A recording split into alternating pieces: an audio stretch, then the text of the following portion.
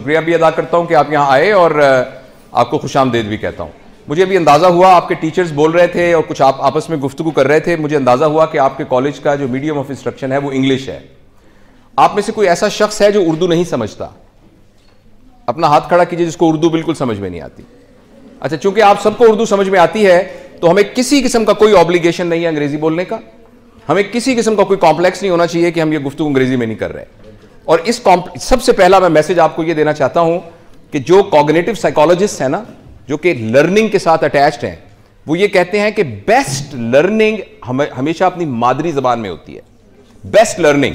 और जब हम किसी को किसी और की जबान में समझाने की कोशिश करते हैं और ये साबित करने की कोशिश करते हैं कि जो ये कहेगा कि कुत्ता और बिल्ली, तो वो एक कमतर स्टूडेंट है, जो कहेगा कैट एंड डॉग वो एक सुपीरियर स्टूडेंट है।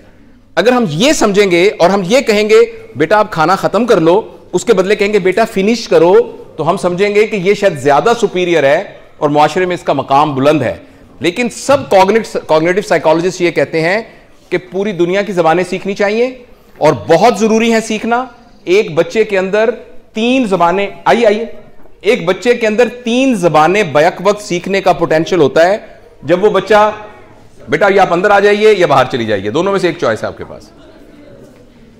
तो हर बच्चे के पास 3 जबानें सीखने का पोटेंशियल होता है।